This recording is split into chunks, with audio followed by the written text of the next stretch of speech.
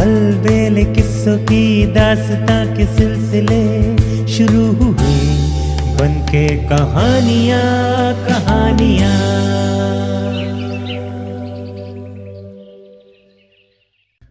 आइए सुनते हैं आज की कहानी, जैसी करनी वैसी भरनी। एक बर्फीले गांव में एक बूढ़ा आदमी रहता था। इस संसार में उसका अपना कोई नहीं था। वो स्वभाव से बहुत चिड़चिड़ा था और बात बात पर गुस्सा हो जाया करता था। उसी गुस्से में वो सभी को ऊल जलूल बातें कह दिया करता था। इसी कारण सब गांव वाले उससे नफरत करते थे। वो इतना चिड़चिड़ा था कि यदि छोटे छोटे बच्चों का हंसना खिलखिलाना भी उसे सहन नहीं होता था। यदि वो अपनी झोंपड़ी के सामने किसी बच्चे को खेलते देखता तो हंटर लेकर उसके पीछे भागता। एक दिन उस व्यक्ति ने अपना कांटा लिया और बर्फ के ऊपर मछलियों का शिकार करने चल दिया। मार्ग में उसने बर्फ में एक बड़ा छेद देखा। वहां खड़ा होकर वो बहुत देर तक मछली के आने का इंतजार करता रहा। उससे थोड़ी ही दूर कुछ बच्चे खेल रहे थे। वे लोग बर्फ की दो ऊंची ऊंची चट्टानों के मध्य में खड़े थे। जब भी मछली सांस लेने के लिए छेद के ऊपर आती, बच्चे शोर मचा देते और वो डरकर नीचे भाग जाती। जब उस बूढ़े आदमी ने देखा कि बच्चे बार बार शोर मचाकर मछली को भगा देते हैं तो उसे बहुत क्रोध आया। वो अपना कांटा लेकर उन बच्चों के पास गया और उनसे भाग जाने को कहा, पर बच्चे खेल में लगे हुए थे। उन्होंने उसकी बात को अनसुना कर दिया। अंत में बूढ़ा आदमी अत्यधिक क्रोधित हो उठा। वो बर्फ की एक चट्टान के पीछे गया और एक भाले की मदद से उसे गिरा दिया। फिर क्या था, दोनों चट्टानों का मार्ग बंद हो गया और सभी बच्चे उसके अंदर कैद होकर रह गए। अब उनके सामने बाहर निकलने का कोई रास्ता नहीं था। बस बर्फ की चट्टानों के ऊपर एक छेद था जिसमें से उन्हें केवल नीला आकाश दिखाई दे रहा था। ये देखकर बच्चे बुरी तरह घबरा गए और भयभीत होकर मदद के लिए चिल्लाने लगे, पर उनकी पुकार सुनने वाला वहां कोई नहीं था। बूढ़ा क्रोध से बड़बड़ाता हुआ वापस अपनी झोंपड़ी की ओर चल दिया। उसने एक पल के लिए भी ये नहीं सोचा कि उसके जाने के बाद उन बेचारे बच्चों को वहां से कौन निकालेगा। उसका दिल तो बिल्कुल पत्थर की तरह कठोर था। जब चीखते चिल्लाते काफी वक्त हो गया तो उन बच्चों में से एक ने कहा, हमारे पास न खाना है न पानी, लगता है हम यहां भूखे प्यासे ही मर जाएंगे। देखो, इस चट्टान के ऊपर एक सुराख दिखाई दे रहा है। उनमें से सबसे होशियार बालक ने कहा, तुम चिंता मत करो, हिम्मत हारने से कुछ नहीं होगा। मैं उस सुराख तक चढ़कर उसमें से बाहर निकलने का प्रयास करता हूं। बाहर जाकर मैं लोगों को मदद के लिए बुला लाऊंगा। ये कहकर उस लड़के ने चट्टान की भीतरी दीवार पर चढ़ना शुरू किया, पर वो इतनी चिकनी थी कि उसका पांव बार बार फिसल जाता था। अंत में प्रयास करते करते वो थक कर चूर हो गया, लेकिन सुराख तक नहीं पहुंच सका। उसके हाथ पांव से खून बहने लगा था। आखिर में निराश होकर वो चट्टान के कोने में बैठ गया। उसे इस प्रकार असफल हुआ देखकर बच्चे और अधिक निराश और भयभीत हो गए। जब शाम हो गई और बच्चे खेलकर घर नहीं लौटे तो उनके माता पिताओं को चिंता हुई। बर्फ से ढके मैदानों से होकर वे उन्हें ढूंढने निकले। उन्होंने बच्चों को समुद्र के किनारे ढूंढा, दूर दूर के मैदानों में उन्हें ढूंढने गए, पर बच्चे उन्हें कहीं नहीं मिले। अब तो सारे माँ बाप बहुत दुखी हुए कि करें तो करें क्या। जब कोई रास्ता न सूझा तो वे चर्च में जाकर बच्चों की सलामती और शीघ्र मिलने की प्रार्थना करने लगे। बच्चों की माँओं ने तो रो रोकर आंखें सुजा ली। इधर बच्चों ने भी निराश होकर ईश्वर से प्रार्थना करना शुरू की।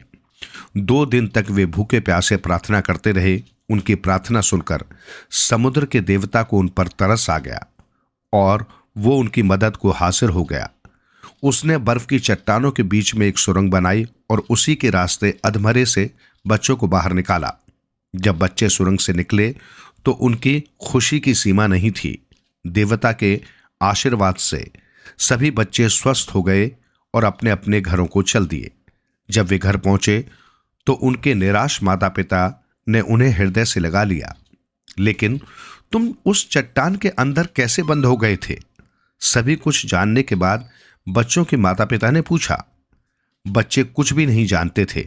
उन्होंने कहा, हमें नहीं पता कि ये सब कैसे हुआ।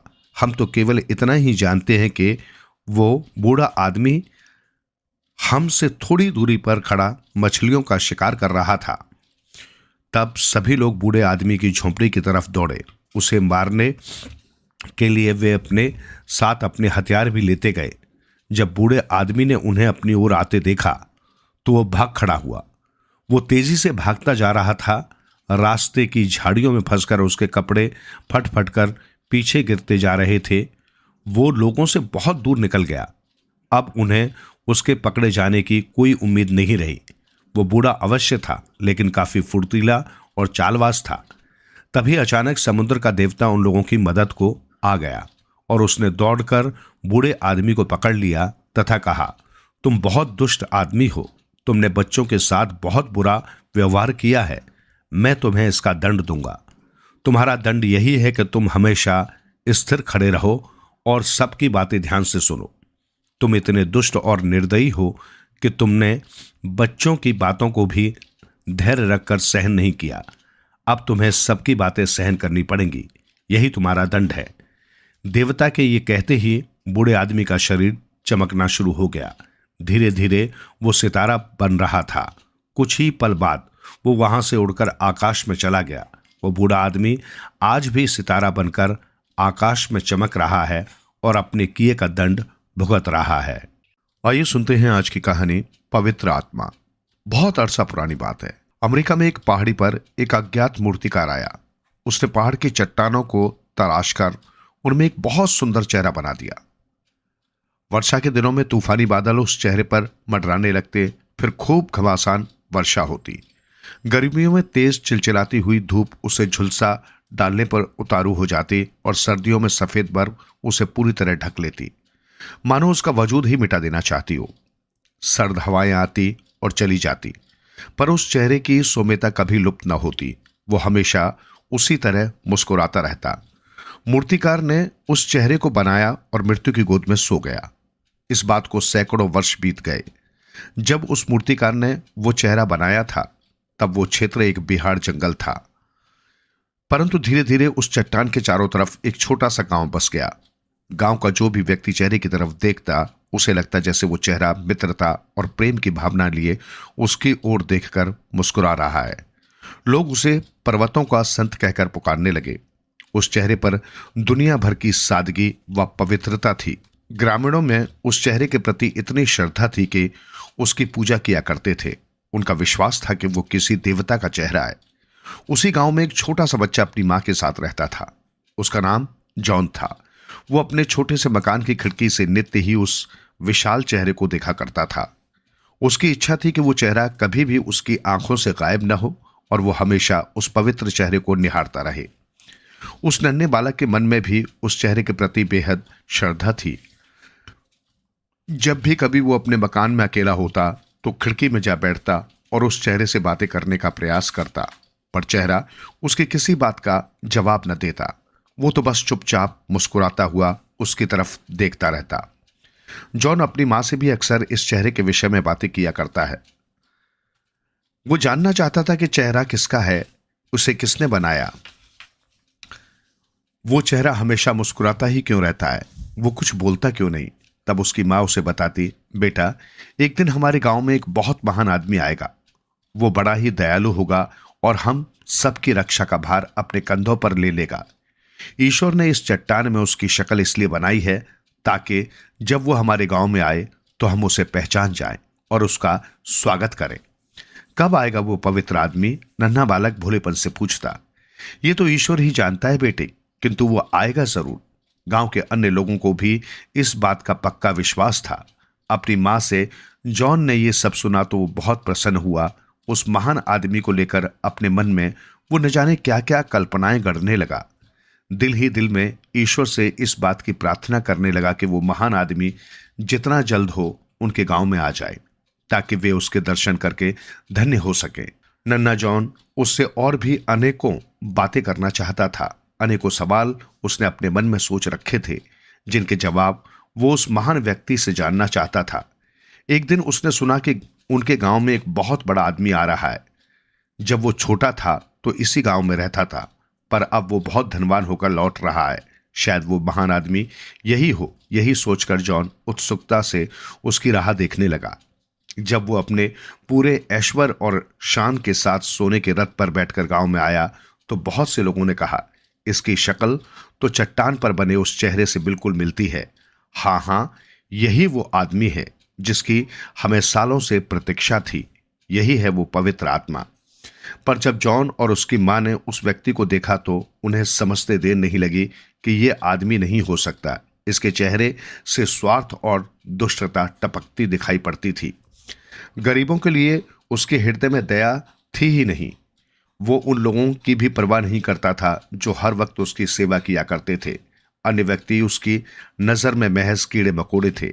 वो अन्य सभी लोगों से घृणा करता था।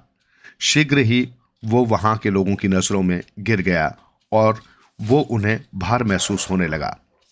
इसके कुछ दिनों बाद एक देशभक्त सेनापति गांव में आया। उसके मुख पर युद्ध में प्राप्त विजय की प्रसन्नता थी। गांव के लोगों ने उसका भी बहुत स्वागत सत्कार किया। कुछ लोगों ने कहा, इसकी शक्ल तो चट्टान पर बने उस चेहरे से बिल्कुल मिलती है। पर इस बार भी उन्हें भारी मायूसी हुई, क्योंकि कुछ ही दिनों में उस सेनापति की भी असलियत खुल गई।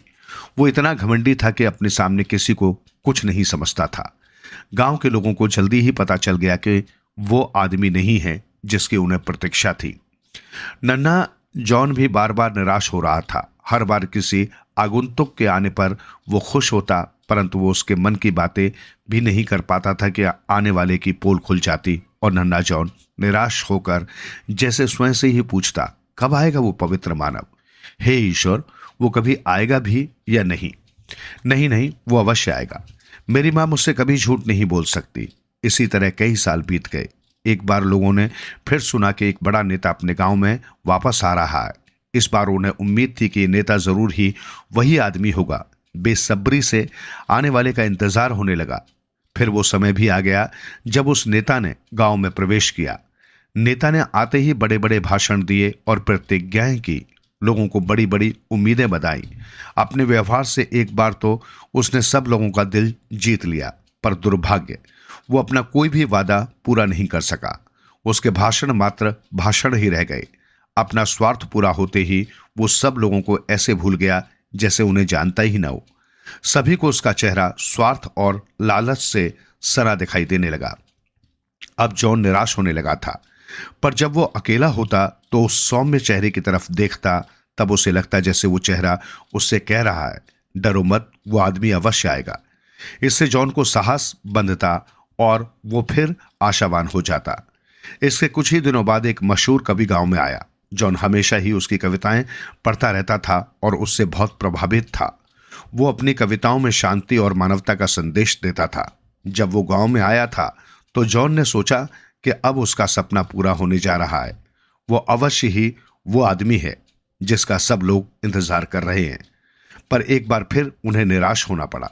कवि जो लिखता था, वास्तविक जीवन में उससे बिल्कुल भिन्न व्यवहार करता था। शांति, प्रेम और मानवता का संदेश देने वाला वो कवि दूसरे लोगों से नफरत करता था। उसे केवल अपने नाम और प्रसिद्धि की ही भूख थी। इस प्रकार वर्ष पर वर्ष बीतते गए, पर वो आदमी नहीं आया। इसी इंतजार में जॉन का बचपन बीता। फिर यौवन आया और धीरे धीरे वो भी इंतजार की घड़ियों की भेंट चढ़ गया और वृद्धावस्था के बाद अब नन्हा जॉन बूढ़ा हो चला था। उसने अपना संपूर्ण जीवन अच्छे कामों तथा दूसरों की भलाई में ही लगा दिया था। वो रात दिन गांव वालों की सेवा करता था और सच्चे हृदय से उनका दुख दूर करने का प्रयास करता था। उसके मन में किसी के प्रति भी द्वेष भाव या घृणा नहीं थी। सबसे प्यार करना और मानवता की सेवा ही जैसे उसका धर्म था। कभी कभी वो गांव वालों को एकत्र करके उन्हें ज्ञान की बातें बताया करता था। उसकी बातों में मानवता और प्रेम का संदेश निहित होता। एक दिन जब गांव के सब लोग एकत्र होकर जॉन की अच्छी बातें सुन रहे थे तो उनके मन में अचानक ही एक महान विचार कौंधा। उन सब ने एक साथ चट्टान पर बने उस चेहरे की तरफ देखा। फिर उनकी आंखें जॉन की तरफ घूम गई। अगले ही क्षण वे सब प्रसन्नता से एक साथ चिल्ला उठे, मिल गया, हमें वो आदमी मिल गया। जॉन ही है वो आदमी जिसकी शक्ल पर्वतों के उस संत से बिल्कुल मिलती है। यही है वो पवित्र आत्मा जिसकी हमें वर्षों से प्रतीक्षा थी। यही पर्वतों का वो महान संत है। आइए सुनते हैं आज की कहानी, डंडी मार धर्मराज। एक थे सेठ जी, नाम था धर्मराज। देह मोटी और थुलथुल। तौंद इस कदर बाहर निकल आई थी कि उठने बैठने में भी उन्हें परेशानी का सामना करना पड़ता था। सेठ जी ललाट पर चंदन का टीका लगाना कभी नहीं भूलते थे। रोज सुबह शाम हनुमान मंदिर भी जाया करते थे। सेठ धर्मराज की एक किराने की दुकान थी। पहले उन्होंने थोड़ी सी पूंजी लगाकर यह दुकान खोली थी, लेकिन उनके डंडी मारने की आदत ने दुकान को बहुत फायदा पहुंचाया था। जब भी ग्राहक को देने के लिए सामान तोलते, अपने हाथ की करामात जरूर दिखा देते। एक रोज धर्मराज का पोता सोनपुर का मेला घूमकर घर वापस आया। सेठ जी ने पोते से पूछा, अच्छा बेटे, मेले में तुमने क्या क्या देखा? बेचारा नादान पोता छोटा सा बच्चा ही था, तो वो आंखें नचाकर बोला, दादाजी हम लोगों ने एक थिएटर देखा, यमपुरी। वहां दिखलाया गया कि जो जैसा कर्म करता है मरने के बाद वैसा ही फल पाता है। जो अच्छा काम करता है वो स्वर्ग जाता है और जो बुरा काम करता है वो नरक का भागी होता है। अच्छा, सेठ जी ने मुस्कुराते हुए कहा, हाँ दादाजी, और थिएटर में यह भी दिखाया गया है कि जो वजन में कम देता है ना, उसे यमदूत बहुत मारते हैं और नरक में ठेल देते हैं। पोते ने जोर देकर कहा, अच्छा चलो चलो, खाना खाओ और आराम करो। सेठ जी पोते की बात सुनकर गुस्सा हो गए। उसी दिन से सेठ जी जब भी डंडी मारने को होते, उन्हें पोते की बात याद आ जाती और उन्हें लगता कि जैसे अब नरक में ही जाना पड़ेगा। एक दिन रात के 10 बजे दुकान में ही सेठ जी को गहरी नींद आ गई। कुछ देर बाद ही वो अपने कुर्सी पर पसर कर खर्राटे लेने लगे। तभी उनके नौकर ने उन्हें झकझोरा, मालिक अब मैं घर जाऊंगा, काफी रात हो गई। सेठ जी नौकर की बात सुनकर सक पकाकर उठे। क्या बात है, सोने भी नहीं देता, वो बोले। इसके बाद फिर खर्राटे लेने लगे। अभी 5 मिनट भी नहीं बीते थे कि सेठ जी को फिर किसी ने झकझोरा। वो गुस्से से उठे, अरे ये क्या सेठ जी ने देखा, ये तो स्वर्ग है, सामने यमराज बैठे हैं, उनकी पोथी खुली रखी है और वो उसमें से कुछ पढ़ रहे हैं। सेठ जी को देखते ही उन्होंने कहा, धर्मराज आ गए? मुझे भी तो कुछ समझ नहीं आ रहा है, मैं तो सो रहा था, एकाएक क्या मेरी मौत हो गई कि मैं स्वर्ग में पहुंच गया? सेठ जी बोले, हाँ तुम मर गए हो, लेकिन रजिस्टर के मुताबिक तो तुम्हें स्वर्ग की बजाय नरक में जाना चाहिए। लगता है यमदूतों से कोई गलती हो गई है। यमराज बोले, मगर सरकार, मैंने जिंदगी में कोई ऐसा पाप नहीं किया कि मुझे नरक में जाना पड़े। मैंने जीवन भर पूजा पाठ किया है, भगवान का भजन किया है। सेठ जी गिड़गिड़ाए, ठीक है, इसके लिए तुम भगवान विष्णु से मिलो, यमराज ने समझाया। फिर क्या था, सेठ जी भगवान विष्णु के पास तत्काल जा पहुंचे और उन्हें साष्टांग प्रणाम किया। फिर बोले, भगवान मैंने जीवन में कभी भी कोई पाप कर्म नहीं किया, मगर फिर भी यमराज मुझे नरक में जाने को कह रहे हैं। धर्मराज, तुम्हारे पाप पुण्य की अभी परीक्षा हो जाती है। ये कहकर उन्होंने सेठ जी को एक ऐसी तराजू थमाई जिसके एक पलड़े पर पाप रखा हुआ था और दूसरे पर पुण्य, मगर दोनों पलड़े संतुलित थे। सेठ जी ने जो ही तराजू को अपने हाथ में लिया, पाप वाला पलड़ा भारी पड़ने लगा और झुकने लगा। मगर धर्मराज भी तो पक्के सेठ थे, उन्होंने झट डंडी मारकर दोनों पलड़ों को संतुलित कर दिया। भगवान विष्णु ने उनकी चोरी पकड़ ली। उन्होंने हंसते हुए कहा, सेठ जी, जो वजन में कम तोलता है उसे तो नरक में भी जगह नहीं मिलनी चाहिए। तुम यहां भी अपने कर्म से बाज नहीं आए, तुम्हें नरक में ही जाना होगा। ये कहकर वो अंतर्ध्यान हो गए। सेठ जी को एक उपाय सूझा और उन्होंने वहीं बैठकर अनशन करना शुरू कर दिया। जब कुछ दिनों तक वो यूं ही पड़े रहे तो लक्ष्मी जी से रहा नहीं गया। उन्होंने भगवान से सेठ जी को स्वर्ग में ही रहने देने की सिफारिश की। भगवान विष्णु ने समझाया, लक्ष्मी तुम समझती क्यों नहीं, उस पापी को नरक में भी जगह मिलनी मुश्किल है और तुम उसे स्वर्ग भेजने की बात कर रही हो। जब लक्ष्मी जी ने सेठ जी के सामने भगवान विष्णु की बात दोहराई तो वो बोले, ठीक है, आप कृपा करके विष्णु भगवान से ये लिखवा कर दे दें कि मुझे नरक में भी जगह नहीं मिल सकती। लक्ष्मी जी ने ऐसा ही किया। सेठ जी को एक पर्ची मिली जिस पर लिखा था कि सेठ धर्मराज के लिए नरक में भी जगह नहीं है। सेठ जी ने वाक्य से भी शब्द हटा दिया और पर्ची लेकर जाने के लिए पलटे के उनका पैर फिसल गया। एकाएक उनकी आंखें खुली तो देखते क्या हैं कि वो एक कुर्सी से धड़ाम से नीचे गिर गए हैं। तो ये सपना था, सेठ जी ने सोचा। चलो अच्छा है, सपने में उन्होंने भगवान को भी परास्त कर दिया और आखिरकार नरक की वजह स्वर्ग में दाखिल होने का रास्ता भी साफ कर लिया। तभी उनकी निगाह दुकान पर पड़ी। तिजोरी खुली पड़ी थी और सारे रुपए गायब थे। आटे की बोरियां और देसी घी के सारे कनस्तर भी गायब थे। सेठ जी छाती पीटने लगे और जोर जोर से रोने लगे। उनकी आवाज सुनकर काफी लोग इकट्ठा हो गए। कोई उनके दुख में दुख प्रकट कर रहा था और कोई कह रहा था, डंडी मारकर कमाया रुपया ऐसे ही जाता है। तो ऐसे डंडी मार धर्मराज को सबक मिल गया। इसके बाद किसी ने सेठ जी को कम तोलते या डंडी मारते नहीं देखा। आइए सुनते हैं आज की कहानी, चलती नहीं चालाकी। चंदू कुमार अपने आप को बहुत चालाक और बुद्धिमान समझता था। वो सोचता, मुझ जैसा चालाक और बुद्धिमान को मेहनत करने की क्या जरूरत है। मैं तो बस थोड़ा सा भी अपनी बुद्धि का प्रयोग करके ही काफी पैसा कमा सकता हूं। एक दिन उसने एक तरकीब सोची और घर से निकल पड़ा। वो सीधा गधों के व्यापारी खींचूमल के घर पहुंचा और बोला, ताऊ राम राम, कुछ साल पहले आपने मेरे बापू से गधे का एक बच्चा लिया था और बदले में आपने मेरे बापू को 20 रुपए दिए थे। खींचूमल ने याद करने की कोशिश की, फिर कहा, लिया होगा गधे का बच्चा और बदले में 20 रुपए दिए होंगे। मैं तो गधों का व्यापारी हूं। मेरा तो काम ही है गधे के बच्चे खरीद कर उन्हें पाल पोस कर बड़ा करके बेच देना। तुम्हारे बापू से भी लिया होगा। लिया तो ये लो अपने 20 रुपए वापस और हमारा वो गधा का बच्चा मुझे वापस कर दो। हैं? ऐसे कैसे दे दूंगा? अब तो वो बच्चा बड़ा हो गया होगा। अब इस जवान गधे की कीमत 200 रुपए से कम नहीं है। मैंने वो गधे का बच्चा खरीदा था। बच्चे खरीद कर उन्हें खिला पिलाकर बड़ा किया है। अब आज की कीमत पर बेचूंगा। गधों का व्यापारी हूं मैं कुछ नहीं जानता। मैं तो अपना गधा लेकर ही जाऊंगा। झगड़ा बढ़ता गया। आसपास के गांव के लोग इकट्ठे होने लगे। चंदू ने सबके सामने खींचूमल से फिर पूछा, आपने मेरे बापू से गधे का बच्चा लिया और बदले में 20 रुपए दिए थे ना? हाँ, तो फिर हमारा वो गधा वापस करो। मेरे बापू ने मरते वक्त मुझसे कहा था कि मैं खींचूमल के पास 20 रुपए के बदले अपना गधा गिरवी रखाया हूं। उस 20 रुपए देकर वापस ले आओ हमारा गधा। खींचूमल ने बहुत नानुकुर की, कई तर्क दिए, पर चंदू अपनी बात पर अड़ा रहा। लोगों ने भी खींचूमल को कहा कि अगर तूने 20 रुपए के बदले गधा गिरवी रखा था तो वापस देना चाहिए। आखिर खींचूमल को 20 रुपए लेकर बदले में 200 रुपए कीमत का जवान गधा देना ही पड़ा। चंदू गधा लेकर चल दिया और रास्ते में किसी और को वो गधा 200 रुपए में बेचकर घर की ओर चल दिया। घर आकर वो अपनी घरवाली पर रौब जमाने लगा। देखा कैसे गधा बनाया उस खींचूमल को। देखी मेरी चालाकी। हाँ, अब तो मानती हो ना मेरी चालाकी और तेज बुद्धि को।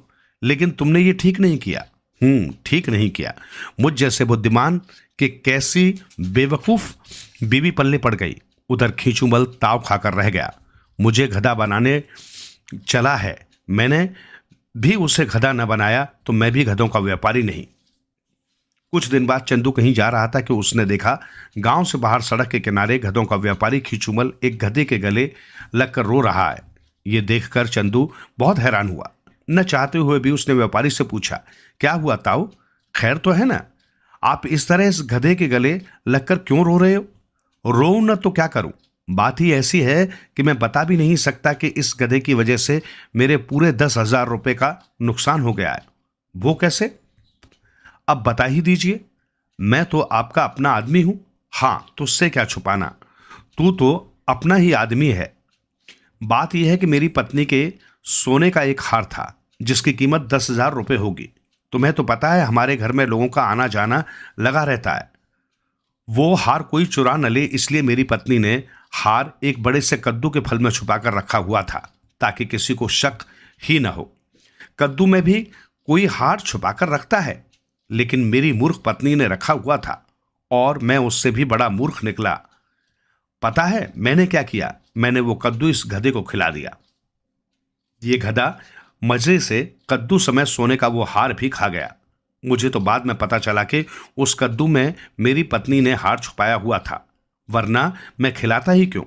अब मेरी पत्नी जिद कर रही है कि इस गधे को मारकर इसके पेट से मेरा प्रिय हार निकालो, लेकिन हाय रे, मैं गधे को कैसे मार डालूं? मेरा तो ये सबसे प्रिय गधा है। ये तो मुझे अपने बच्चों से भी ज्यादा प्रिय है। अगर इसे किसी ने चुरा लिया तो इसके साथ 10,000 रुपए का वो हार भी चोरी हो जाएगा। हाय रे, मैं क्या करूं? चंदू ने तपाक से कहा, इस गधे को बेच डालो। वाह, क्या सही सलाह दी तुमने, कितने बुद्धिमान हो तुम। वाह। चंदू अपनी तारीफ सुनकर और भी खुश हो गया। लेकिन 200 रुपये गधे की कीमत और 10,000 रुपये हार की, ये हुए 10,200 रुपये। इतनी कीमत देगा कौन? पर चलो, कुछ भी नहीं से कुछ ही सही, कोई 4-5 हजार भी दे दे तो मैं बेच डालूंगा। अगर तुम उसे मुझे बेचना चाहो तो मैं इसे 2,000 रुपये में खरीदने को तैयार हूं। ठीक है, 2,000 नगद ले आओ और गधा ले जाओ। पर देख लो, मैं गधा बेच रहा हूं, हार की बात राज ही रहनी चाहिए। मंजूर है। चंदू वापस घर जाकर पैसे ले आया और गधा खरीद कर घर की ओर चल दिया। खुशी से फूला नहीं समा पा रहा था कि वाह, 10,200 का माल 2,000 में मिल गया। गधे को मारकर इसके पेट से सोने का हार निकाल लूंगा। घर पहुंचने के थोड़ी देर बाद उसे गधे को वो मारने ही वाला था कि एक आदमी ने आकर उससे कहा, चंदू जी, आप इस गधे को मत मारना, वरना 200 रुपये के इस गधे से भी हाथ धो बैठोगे। क्या मतलब? मतलब ये कि हमारे मालिक ने इस गधे को जो कद्दू खिलाया था वो दूसरा था, और जिस कद्दू में हार छुपाकर रखा गया था वो दूसरा था। मालिक 2,000 रुपये में तुम्हें गधा बेचकर गए तो देखा कि वो सोने का हार वाला कद्दू तो घर में ही पड़ा है। उनका 200 रुपये का गधा 2,000 में बिक गया और आपको नुकसान हो गया। अब उन्होंने ही मुझे ये बताने भेजा है ताकि खामखा तुम इस बेजुबान जानवर को मार ही न डालो। चंदू खूब चीखा चिल्लाया। खींचूमल के घर लड़ने जा पहुंचा। लोग भी इकट्ठे हो गए, लेकिन लोगों ने खींचूमल का ही पक्ष लिया। तुमने 2,000 में गधा खरीदा था ना, सोने का हार तो नहीं खरीदा था, फिर झगड़ा कैसा? चुपचाप अपने घर जाओ। झक मारकर चंदू लौटने लगा तो खींचूमल बोले, मुझे गधा बनाने चला था। मेहनत की वजह चालाकी और हेरा फेरी से काम लेने वालों का हमेशा यही हाल होता है। आइए सुनते हैं आज की कहानी, जुबान का कच्चा। राजा संभल सिंह के राज्य में वर्षों पश्चात खुशियां मनाई जा रही थी। खुशियां मनाए जाने का कारण यह था कि बहुत मन्नत मुरादों के पश्चात राजा के यहाँ एक पुत्र का जन्म हुआ था। वैसे तो राजकुमार बड़ा सुंदर तथा तेजस्वी था, मगर उसका पेट जन्म से ही औसत से कुछ बड़ा था। अतः राजा ने अपने पुत्र का नाम उदयराज रखा। उदयराज जैसे जैसे बड़ा होने लगा, उसके खाने की मात्रा बढ़ने लगी। वैसे तो कोई भी राजकुमार को खाना खाने को नहीं टोकता था, क्योंकि वो राजकुमार जो ठहरा, मगर खुद राजकुमार को ऐसा लगता था कि उसके अधिक खाना खाने का लोग उसकी पीठ पीछे मजाक उड़ाते होंगे। अतः वो चोरी चोरी खाना खाता। पिता की मृत्यु के बाद जब वो राजा बना तो भी उसकी चोरी से भोजन करने की आदत खत्म नहीं हुई। लोगों के सामने तो वो केवल एक कटोरी भोजन करता और ये दिखाता कि वो एक चिड़िया के बराबर भोजन करता है, मगर रात के समय वो अपने कक्ष में 10-10 आदमियों का एक साथ भोजन कर डालता। राजा के यहाँ एक नाई था, उसका नाम अबचलमल था। अबचलमल के अंदर भी एक खराब आदत थी। उसे कोई राज की बात पता चलती तो वो जब तक उस बात को किसी से कह न देता, उसका पेट फूलने लगता और उसमें दर्द होने लगता। अबचलमल रोज रात को राजा के हाथ पैरों की मालिश किया करता था। इससे राजा को बहुत आराम मिलता और उसे अच्छी नींद आती। एक दिन राज दरबार में फैसला करते करते राजा को बहुत देर हो गई। उसे थकान भी महसूस होने लगी तथा उसके शरीर में तीव्र पीड़ा भी हो रही थी।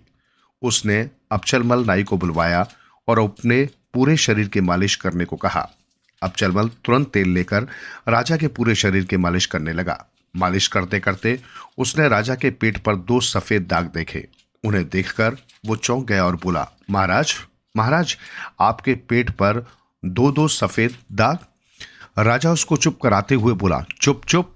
किंतु नाई ने फिर वही बात दोहराई। राजा ने उसे दोबारा चुप कराया, किंतु नाई कहाँ मानने वाला था। उसने तीसरी बार फिर वही बात दोहराई। उस बार राजा को गुस्सा आ गया। वो बोला, देख नाई, अगर तूने सफेद दाग के बारे में किसी को बताया तो मैं तेरा सिर धड़ से अलग करवा दूंगा। निकल जाए यहां से।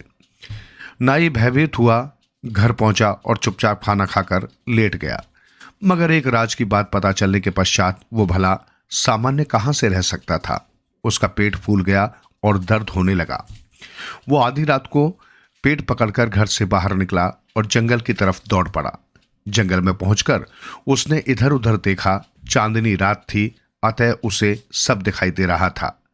जंगल में उसे बिल्कुल सन्नाटा दिखाई दिया, न कोई आदमी, न पशु, न पक्षी। अब चलमल नाई बड़ा खुश हुआ। यही वो जगह थी जहां वो राज की बात कहकर अपना पेट हल्का कर सकता था। उसे सुनने वाला कोई व्यक्ति भी वहां नहीं था। अब चलमल एक बड़े वृक्ष की तरफ मुंह करके खड़ा हुआ और बोला, राजा के पेट में 2 सफेद दाग हैं। उसके इतना कहते ही उसका पेट दर्द कुछ कम हुआ और पेट भी कुछ अंदर गया। वो फिर बोला, राजा के पेट में 2 सफेद दाग हैं। अब उसकी पीड़ा पूरी तरह खत्म हो गई और उसका पेट अंदर चला गया।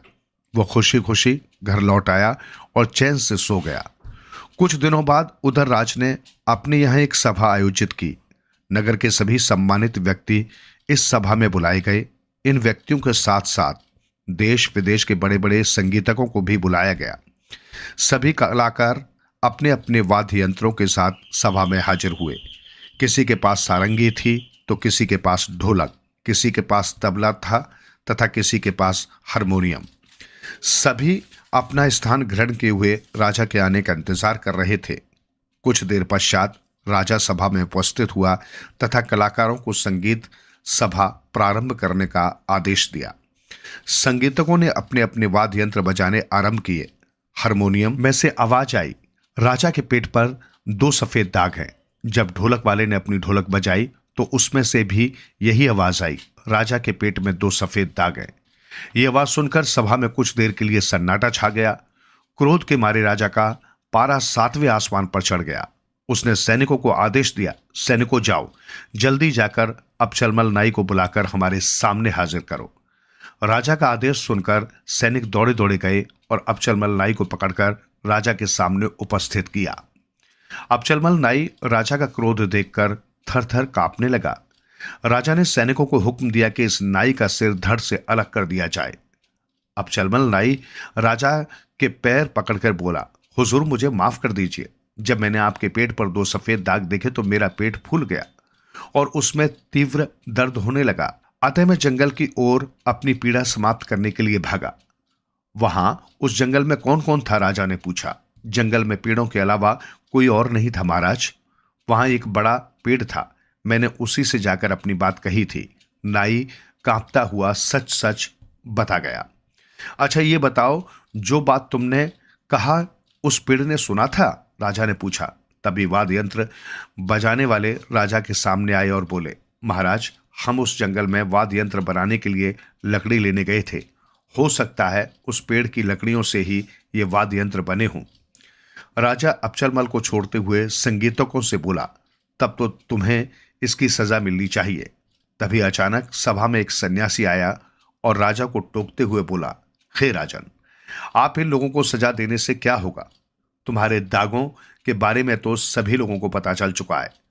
राजा साधु की बात सुनकर गंभीरता से बोला, हे साधु महाराज, आपको ये सब बातें कैसे पता चली? साधु मुस्कुराते हुए बोले, महाराज हम त्रिकालदर्शी हैं, भूत वर्तमान तथा भविष्य सब जानते हैं। भगवान की कठोर तपस्या के फलस्वरूप हमें यह वरदान मिला है। साधु अपनी बात आगे बढ़ाते हुए बोला, हे प्रजापालक राजा, क्या तुम्हें मालूम है कि ये दाग तुम्हारे क्यों हुए हैं? राजा साधु की बात का जवाब देते हुए बोला, महाराज आप तो त्रिकालदर्शी हैं, आप ही कुछ बताएं कि मेरे ये सफेद दाग क्यों हुए हैं। साधु राजा की बात सुनकर बोला, हे राजन, तुम बचपन से ही चुरा चुरा कर भोजन करने के आदी हो और तुम्हारी ये आदत आज भी है। आज भी तुम रात के समय चोरी से भोजन करते हो। लोगों को दिखाने के लिए तुम एक कटोरी यानी एक चिड़िया के पेट के बराबर खाना खाते हो, मगर एकांत में तुम 10-10 आदमियों का खाना अकेले ही खा जाते हो। तुम्हारी चोरी की आदत के कारण ही भगवान तुम्हें सजा दे रहे हैं। यदि तुमने अपनी ये आदत नहीं त्यागी तो कुछ ही दिनों में तुम्हारे सारे शरीर पर सफेद दाग हो जाएंगे। उसके बाद सोचो उधर राज तुम्हारा क्या होगा। उधर राज ने जब साधु की बातें सुनी तो उसने उसी दिन से चोरी चोरी भोजन करना बंद कर दिया। वो सबके साथ मिलकर खाना खाने लगा। अपने पेट को सामान्य करने के लिए उसने इसकी चिकित्सा कराई और व्यायाम करना आरंभ कर दिया। थोड़े दिनों बाद राजा के पेट के दाग गायब हो गए और धीरे धीरे उसका पेट भी सामान्य अवस्था में आना शुरू हो गया। ऐसा होने के पश्चात राज उदयराज की समझ में आया कि कुछ लोगों के साथ मिल बैठकर खाने का आनंद ही कुछ और होता है। ऐसा होने में उन लोगों को भी भोजन मिल जाता है जो किसी कारण भूखे होते हैं। बांटकर खाना खाना बहुत पुण्य का कार्य होता है। इन बातों को जानने के पश्चात उदयराज रोज सैकड़ों भूखों को खाना खिलाने लगा।